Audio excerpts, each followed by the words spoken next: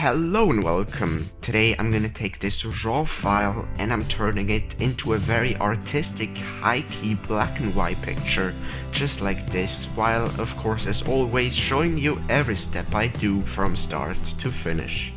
So this is another picture I shot back in the summer of 2014, and I took hundreds of pictures of the Eiffel Tower there, and this was just very early before really sunset, so we have very bright highlights here in the frame, and the overall lighting is very kind of misty almost because of all of the smog and spherical distortions and stuff like that. So I thought this picture is going to work really well for a high-key, low clarity black and white picture.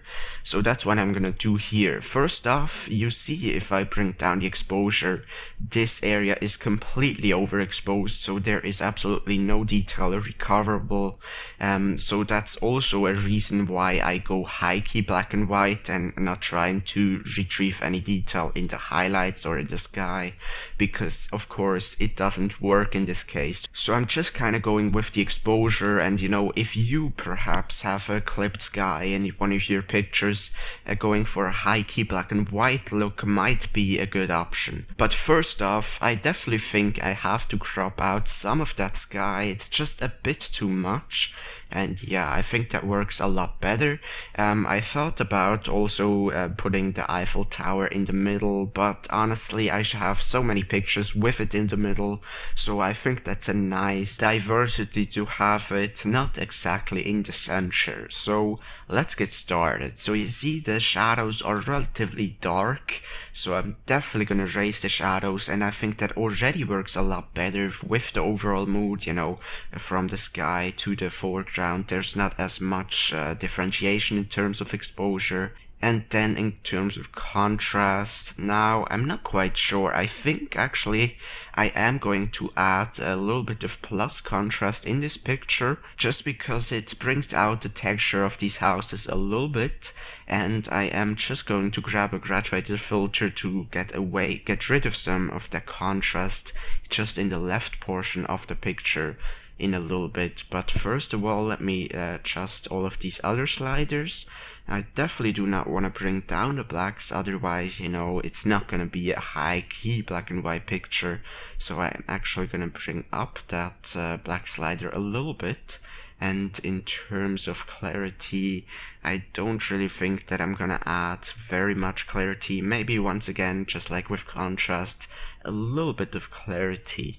So before I do any of these other sliders, let me go down to the tonal curve, and I really want to bring up the highlight slider here. By bringing up the highlight slider down in the tonal curve, it really just affects the very bright portion, so pretty much all of that sunlight that is hitting these houses all over the picture.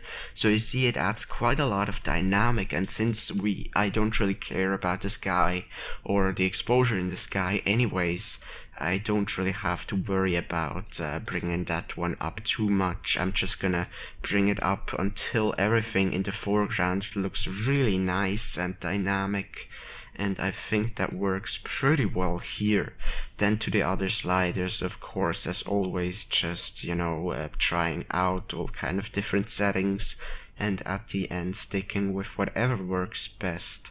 So back up to the highlight slider. This highlight slider of course just affects a very broad portion of the highlights in the pictures, and I think I might even bring that one up a little bit as well. And the whites, I'm also gonna bring them up just a little bit, and you see from before to after we already have a very bright, very high key kind of look. So as I said before, I'm now gonna grab a graduated filter and just kind of drag it over the left where the light is coming from, and just bring down some of the clarity as well as the contrast. So we just have a nice differentiation from the left being very kind of washed out to the right being a little bit more clarity, a little bit more contrast before, and here is after. It really helps for the overall depth in the picture. So let's see if there is anything else I want to do. Detail tool, of course, would be important if you want to print your picture, but since I really only want to show you the overall look, I don't really think I have to waste any time here.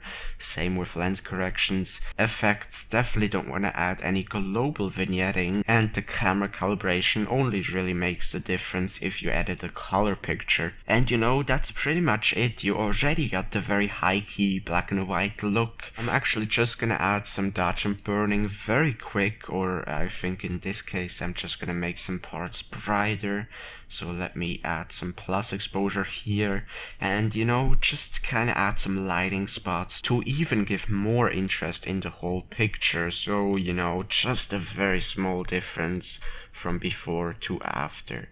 I think I am pretty much done here. So you see, you just want to kind of raise the shadows, of course make your whole picture very bright if it isn't already, maybe even bring up the highlight slider so your sky looks very bright as well. You see, to get the high key black and white kind of look, you just want to make sure that you raise the shadows, that you have an overall very bright picture, very little contrast in general between the foreground and the sky.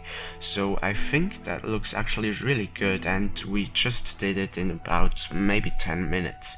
So let's see here, this is the raw file and this is the picture converted into black and white. And this is the photo after all of the editing. And you know, some pictures of course work better with high key black and white than others, and especially if you already have sort of a washed out kind of look, such as this one, or for example a misty lake or something like that. I think the high key black and white works even better. So I hope you've enjoyed this tutorial. Be sure to subscribe if you haven't done so already, and I hope you have a great day.